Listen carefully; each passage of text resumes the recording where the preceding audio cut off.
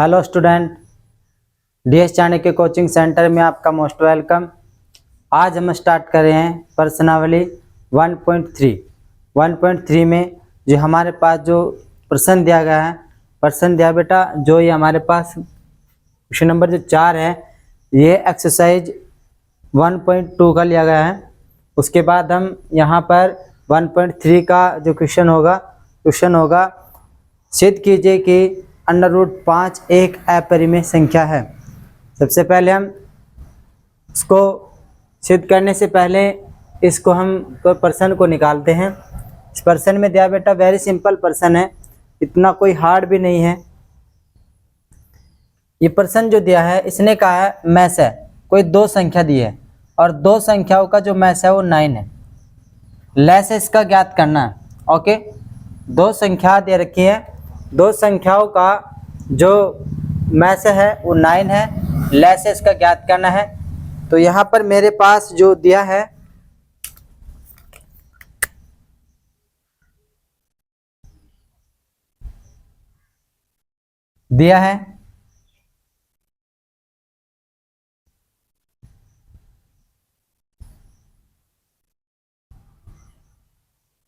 Mess कितना है, mess है मेरे पास 306, 657 का जो मैस है वो कितना है मेरे पास 9 है। लेस से मुझे ज्ञात करना है। तो यहाँ पर मेरे पास एक फॉर्मूला होता है, फॉर्मूला ये होता है दो संख्याओं का गुणनफल बराबर मैस है गुणा लेस है। सूत्र लगाएंगे यहाँ पर, दो संख्याओं का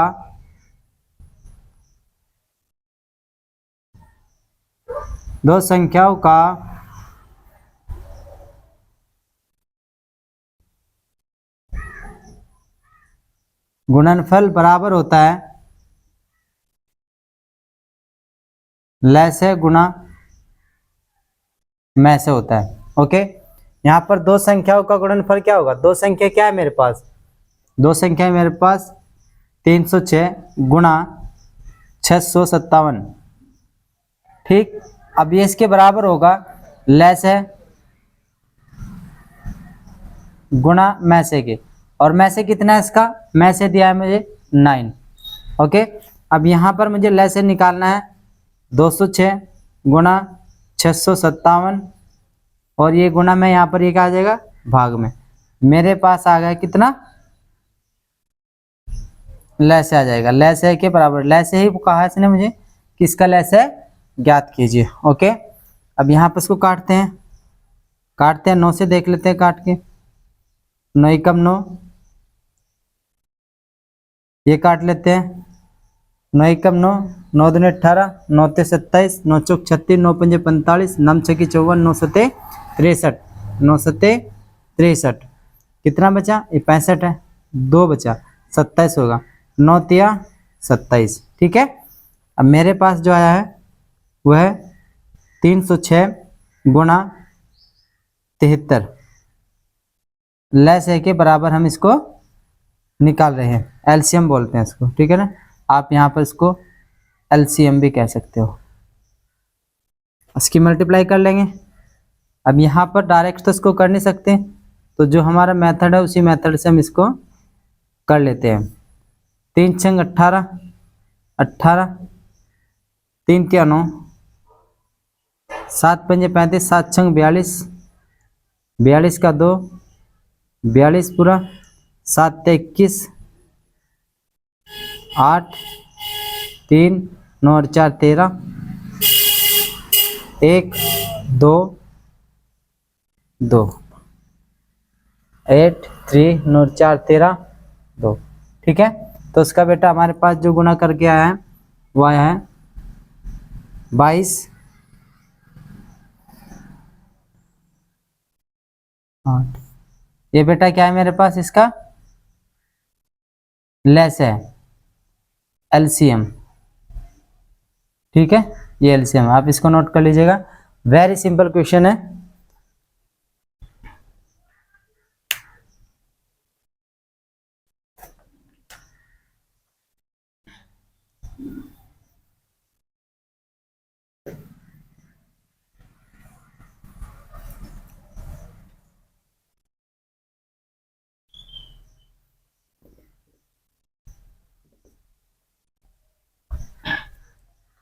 बेटा हमारे पास आता है कि सिद्ध कीजिए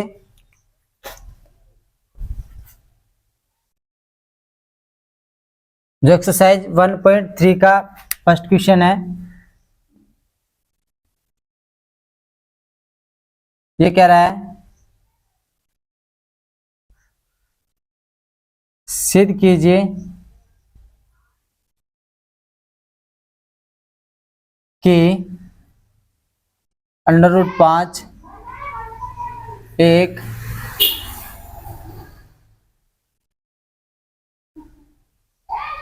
अपरिमेय संख्या है। अपरिमेय संख्या मुझे सिद्ध करना है कि √5 एक अपरिमेय संख्या है। मैंने आपको परिमेय संख्या और अपरिमेय संख्या, पूर्णांक, पूर्ण प्राकृतिक संख्या, प्राकृतिक संख्या, ये बेटा मैंने सभी आपको जो वास्तविक संख्याओं का जो इंट्रोडक्शन चैप्टर है बेटा उसमें मैंने कंप्लीट करा दिया था कि परिमेय संख्या किसे कहते हैं, अपरिमेय संख्या किसे कहते हैं। इनकी प्रॉपर मैंने आपको इंफॉर्मेशन और परिभाषा भी मैंने आपको दी थी। बेटा क्या होती है, कैसे काम करते हैं। परिमेय संख्या को जो निकालने का होता है, जिसे मैंने कहा था आपको शांत और अशांत की होती हैं, ठीक है ना, पुनरावर्ती होती है। तो ये सब क्या है, अपरिमेय संख्याओं में आती है।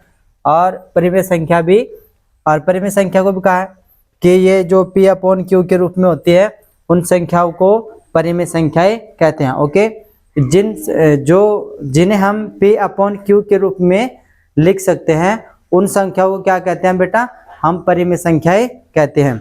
आप इसको नोट कर लीजिएगा। अगर आपने वो वीडियो नहीं देखा है तो प्लीज कर आप उस वीडियो को देख लीजिएगा ताकि आप उसमें अच्छे से देख ले और उसको समझ सके। उसके बाद बेटा आप अगर इसको पढ़ोगे तो आपको बहुत अच्छे से समझ में आएगा। ओके, लेकिन आशा करता हूँ फिर भी यहाँ पर मैं आपको अच्छे से सिखाने की कोशिश करूँगा, ठीक है। अगर परिमेय संख्या और अपरिमेय संख्याओं के बारे में यदि आपको प्रॉपर इंफॉर्मेशन नहीं है तो आप प्लीज कर उसको देख लीजिएगा। आप जो मेरे पास जो इसका इंट्रोडक्शन, वास्तविक संख्याओं का जो इंट्रोडक्शन है, जो रियल नंबर है। अब यहाँ पर हमें सिद्ध करना है। अब सिद्ध करने के लिए क्या करते हैं, हम इसको मान लेते हैं।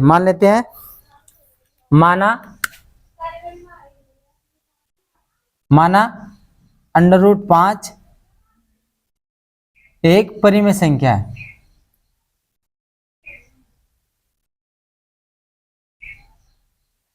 क्या माना है बेटा मैंने इसको, √5 एक परिमेय संख्या मानी मैंने। और जब मैंने इसको परिमेय संख्या मानी है तो परिमेय संख्या किस रूप की होती है, P/Q के रूप की होती है। P/Q के रूप की होती है √5, ठीक। अब इस प्रकार की जो मेरे पास जो संख्या है तो यहाँ पर बेटा हम लिख सकते हैं, लेकिन एक बात आप याद रखिएगा, जहां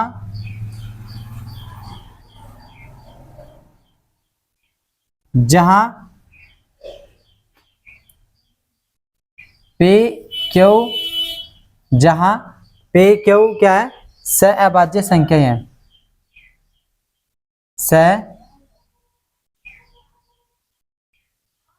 सहअभाज्य संख्या क्या है, जहां सहअभाज्य संख्या है। और यहाँ पर आप कर सकते हो Q = 0, आप इसे लिख सकते हो Q = 0। ओके, अब क्या करेंगे, यहाँ पर करते हैं हम दोनों पक्षों का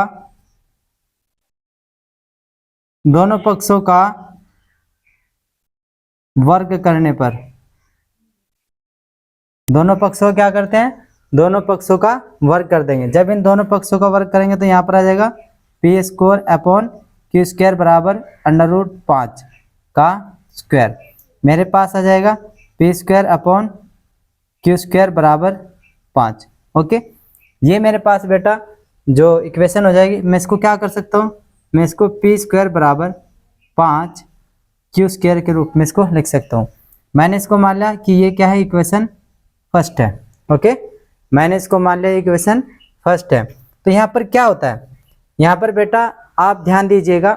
अब मैंने यहाँ तक आपको अच्छे से समझ में आया होगा, स्टेप बाय स्टेप है।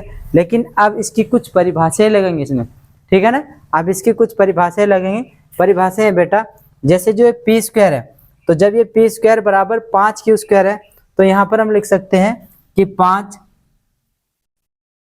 पी स्क्वायर 5 पी स्क्वायर को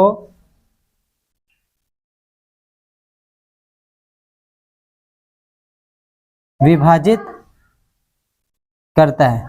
ओके, आप इसको नोट कर लीजिएगा।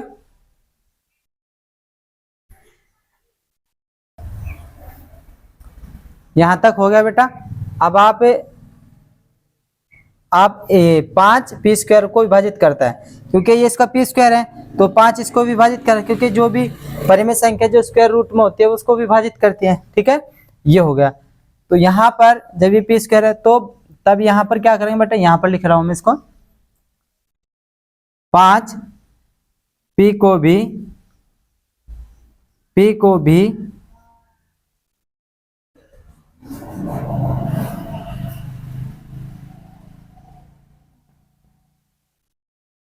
विभाजित करेगा। ठीक है ना, ये बात हमारे पास यहाँ पर क्लियर होगी। तो 5 पी को भी विभाजित करेगा। ओके, 5 पी को भी विभाजित करेगा। लेकिन अगर हम कुछ और भी मान करके करें, अगर हम इसको और कुछ भी मान करके करें तो क्या होगा, तो हमें उसी से सिद्ध करना होगा, क्योंकि हम मान करके कर रहे हैं।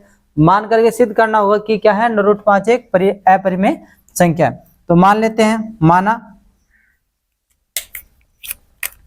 मान लेते हैं माना जो P है वो 5m है। ठीक है ना, मान लेते हैं जो P है, अब मैंने मान लिया इसको, जो P है वो क्या है, 5m है।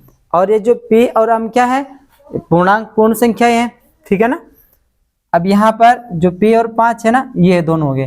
तो इनको क्या करते हैं, अब इनको हम क्या करते हैं कि दोनों पक्षों का वर्ग कर लेंगे हम। दोनों पक्षों का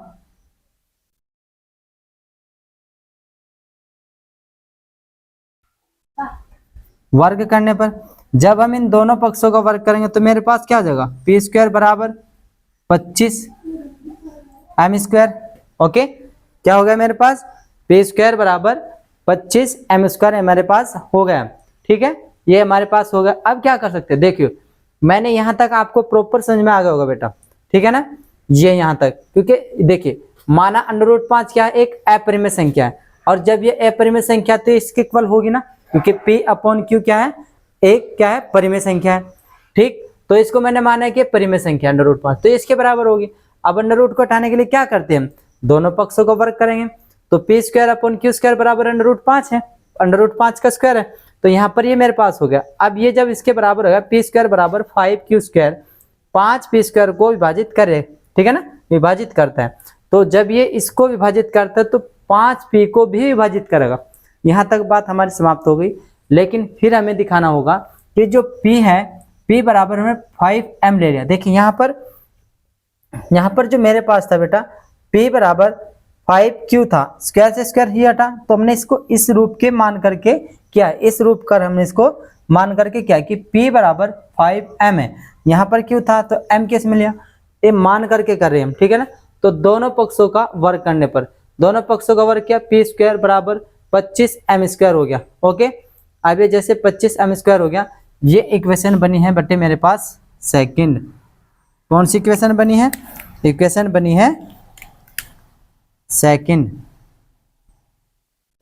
ओके, अब क्या करते हैं, यहां पर मैं करता हूं कि P² का मान, P² का मान समीकरण, P² का मान समीकरण 2 में रखने पर। अब P² का मान क्या है, यहां पर देखिए P² का मान समीकरण किस में, 2 में रखना है। ये P² का मान यहां पर रख देंगे। ठीक है, तो यहां पर P² बराबर क्या है, मेरे पास आ जाएगा 5Q² बराबर 25m²। ओके, इसको काट लेंगे। अब क्या हो गया, Q² बराबर 5m²। आप इसको बेटा नोट कीजिएगा, यहाँ पर बात को देखिए, मैंने इसको चेंज कर दिया। इसके बराबर ये था, अब इसके बराबर ये हो गया, दोनों एक कंडीशन में आ गए ना। ठीक है ना, तो यहाँ पर ये दोनों जो एक कंडीशन में आ गए।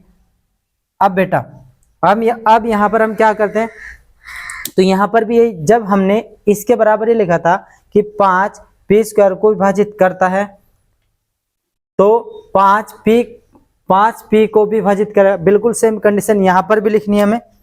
ओके, बिल्कुल सेम कंडीशन बेटा हमें यहाँ पर भी लिखनी है बेटा। यहाँ से अब मैं यहाँ कर रहा हूँ। ओके, अब मैं यहाँ कर रहा हूँ, तो यहाँ पर लिखेंगे 5q² को भी विभाजित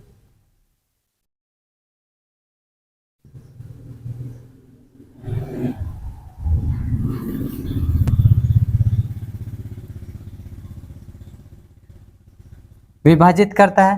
तो 5q को भी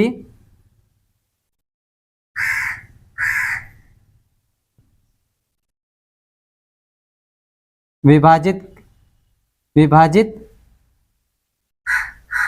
करता है।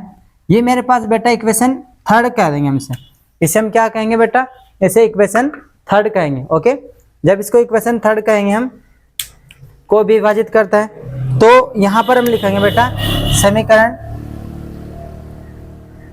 समीकरण सेकंड से क्यू भी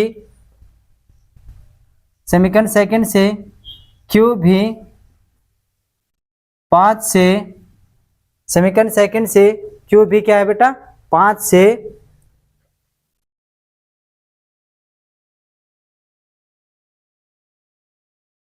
विभाज्य है ना। समीकरण सेकंड से, जो समीकरण सेकंड है वो क्या है, क्यू से भी विभाज्य है। देखिए समीकरण सेकंड में क्या कहा था इसने, समीकरण जो सेकंड मेरे पास है ये क्यू से भी विभाज्य है, क्योंकि मेरे पास जो संख्या है एक दूसरे के अपोजिट आई है। ओके, जब ये एक दूसरे के अपोजिट आई है तो 5 इनको सबको क्या कर रहा है, विभाजित कर रहा है। तो जब ये विभाजित कर रहा है तो यहाँ पर हमने, इसीलिए हमने इसको पूरा का पूरा यहाँ पर लिखा है कि 5 से भी विभाज्य है। अर्थात हम यहाँ पर लिख सकते हैं अर्थात 5p से भी विभाज्य है। हमने समीकरण सेकंड के अनुसार q भी 5 से विभाज्य है, अर्थात 5p से भी विभाज्य होगा। ओके, यहाँ पर 5p से भी विभाज्य होगा, ठीक है ना। तो यहाँ पर हम लिख सकते हैं अतः 5pq का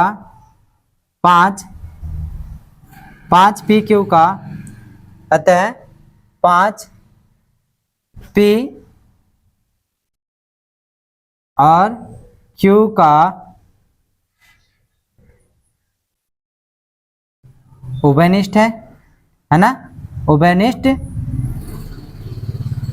गुणनखंड है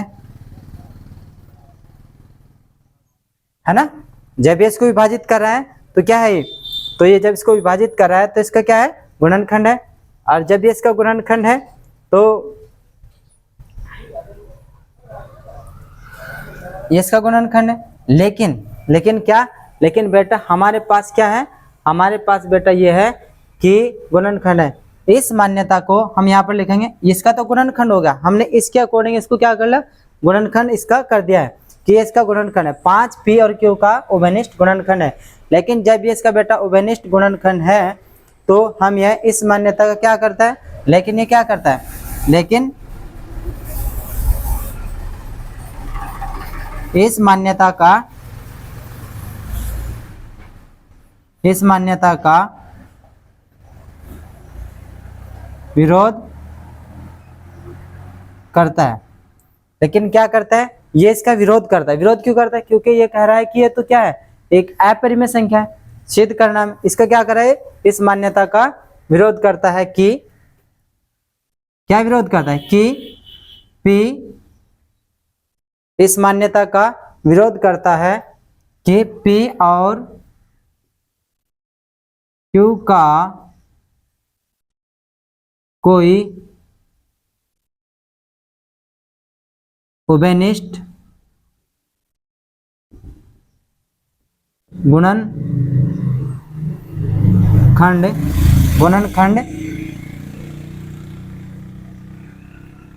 नहीं है। क्या कहा कि इस मान्यता का क्या करता है, विरोध करता है। बेटा यहाँ से जो है ना लैंग्वेज चेंज हो गई है, यहाँ पर यहाँ से लैंग्वेज चेंज हो गई कि इस मान्यता का विरोध करता है।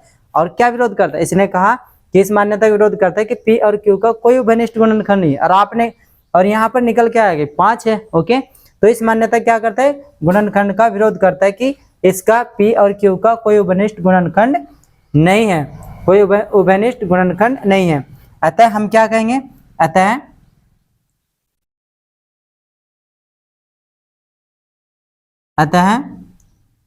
√5 एक अपरिमेय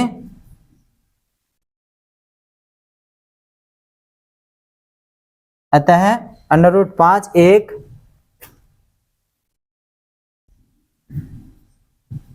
अपरिमेय संख्या है। तो ये सिद्ध करना था। तो जो हमने माना था ना, जो हमने माना था, तो वो जो तथ्य था वो एकदम रॉन्ग था, क्योंकि हमने माना ना, माना √5 एक क्या है, परिमेय संख्या है। तो ये जो तथ्य था बेटा एकदम से रॉन्ग था। तो आशा करता हूं कि वीडियो आपको अच्छे से समझ में आया होगा। तो बेटा अगर आपको अच्छे से समझ में आया है तो आप इसको लाइक, शेयर एंड सब्सक्राइब कर दीजिएगा और बेल आइकन के बटन को भी क्लिक कीजिएगा। आप इसको नोट कर लीजिएगा। अगली वीडियो में फिर मिलते हैं। जय हिंद, जय भारत।